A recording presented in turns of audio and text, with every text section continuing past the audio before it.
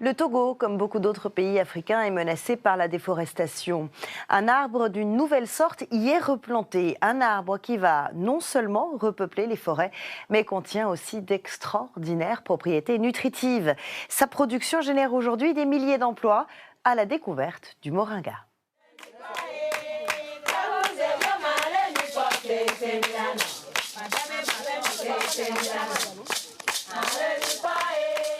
Je m'appelle Elisabeth Afi Kosso. Je suis une cultivatrice de moringa. Partout où je vais, les gens savent que je suis là pour les sensibiliser sur le moringa.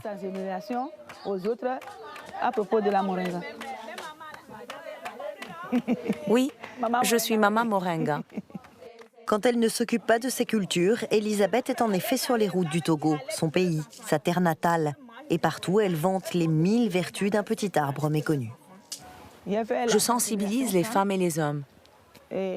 J'espère qu'ils planteront du moringa, parce que cela va enrichir leur sol et parce que c'est nutritif. Le moringa, c'est l'arbre de la vie. Le moringa, Moringa oleifera pour être exact, un arbre originaire d'Inde, dont les feuilles et les fruits ont depuis toujours été consommés pour leur qualité nutritive. Mais ici, en Afrique de l'Ouest, on ne le connaît presque pas.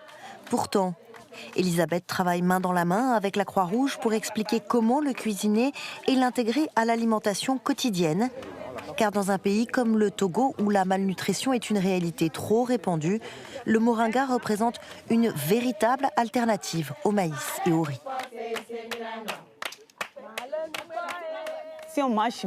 Quand on mange du moringa, on est en meilleure santé parce qu'il contient beaucoup de vitamines qui peuvent nous aider à bien travailler. Un arbre qui résiste à la sécheresse, un arbre qui pousse vite. Décidément, le moringa cumule les avantages. Dans cette zone subtropicale du continent, il est facile à cultiver. Alors, les agriculteurs y voient une belle opportunité. Et les ONG locales sont de plus en plus intéressées par les propriétés bénéfiques de cette plante. Le professeur Kokou est membre de l'université de Lomé, la capitale du Togo. Il fait partie du mouvement Forest and Life, qui est à l'avant-poste des projets de reforestation par la culture du moringa dans le pays.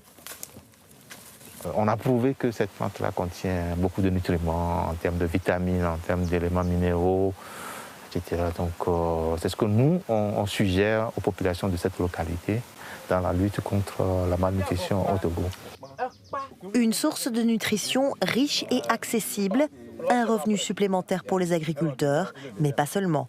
Le moringa pourrait bien aussi être une solution à un mal qui menace tous les pays africains, la déforestation. Ces 60 dernières années, le pays a perdu presque la moitié de ses forêts, un des taux les plus importants d'Afrique. Un déboisement tellement important que les arbres pourraient même disparaître complètement d'ici peu. Le Togo aujourd'hui est l'un des pays les plus pauvres en forêt en Afrique de l'Ouest. On va tout voir au désastre parce que les populations dépendent énormément de la forêt. Et quand on dépend d'une ressource et en même temps on n'arrive pas à gérer durablement cette ressource-là, c'est une catastrophe. Le professeur espère qu'en introduisant le moringa dans leur culture, les agriculteurs vont inverser la tendance, planter des arbres plutôt que les couper. Le moringa, c'est la régénération des forêts, la sécurité alimentaire et le maintien d'un développement rural. Tout cela à la fois. Aujourd'hui, notre solution, c'est de dire vous pouvez continuer à faire cette agriculture, mais associer à cette agriculture un arbre. Et l'arbre que nous avons trouvé ici, c'est le moringa.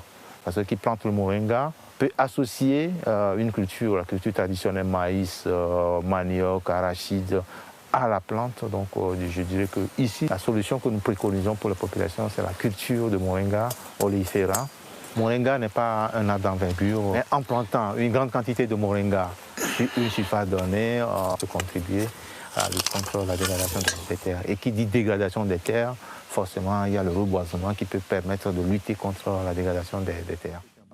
Avec le soutien du projet Forest and Life, le professeur a développé une pépinière de moringa où les agriculteurs togolais peuvent apprendre à le cultiver avant de le distribuer. C'est Eric, un jeune agriculteur qui dirige cette formation. Je me nomme Adevou Komlan Eric. J'ai fait mes études au Ghana en agriculture et agroforesterie. Donc, dès mon retour au Togo, j'ai commencé à planter moi-même des arbres pour qu'on puisse avoir un peu de forêt qui se sont perdus. Donc aujourd'hui, j'ai au moins 3 hectares de plantation de moringa. Depuis que j'ai connu moringa, je la mange 2 fois par semaine. Je le coupe au champ, ça remplace ce que je dois aller acheter au marché. L'argent que je dois utiliser pour aller acheter autres légumes au marché, je la mets en poche pour autre chose. Donc ça me fait faire des économies.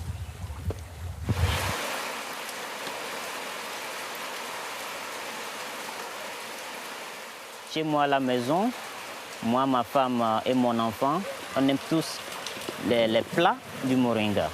Parce que dès la naissance de mon enfant, Maxwell, je lui donne chaque jour. Avec du temps, j'ai vu que l'enfant devient de plus intelligent et habile en tout ce qu'il fait. Donc j'ai vu que le moringa est une plante qui est bon pour la santé. Ça améliorerait beaucoup la santé de toute la famille. La nutrition, c'est extrêmement important, notamment quand il s'agit d'alimenter les enfants. Kassam Tabchet est la directrice du bureau togolais du Programme des Nations Unies pour l'alimentation mondiale. Depuis quelques années, nous focalisons notamment les achats locaux, notamment le moringa, parce que ça permet non seulement aux populations d'avoir un revenu, d'augmenter leur production, mais également à la population d'améliorer leurs conditions de vie. Donc nous allons essayer d'acheter localement, notamment le moringa. Essayons de voir dans quelle mesure nous pourrons également l'introduire dans notre panier alimentaire. Le moringa fait parler de lui maintenant et la demande grandit. La poudre de feuilles de moringa est aujourd'hui vendue comme supplément nutritionnel dans les pharmacies, au Togo et partout dans le monde. Elisabeth doit augmenter sa production. Elle travaille avec les habitants locaux pour y arriver. Ils choisissent les bonnes branches, les trient, les entassent. Son mari rapporte tout chez elle. Les feuilles sont alors séchées,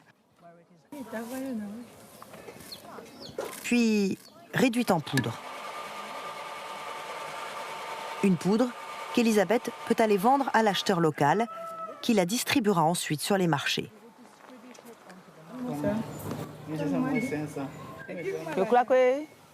Financièrement, je m'en sors bien. J'ai un revenu supplémentaire avec la vente du moringa. Je peux aider mes enfants et les envoyer à l'école. Quand j'ai besoin d'argent, je peux vendre du moringa.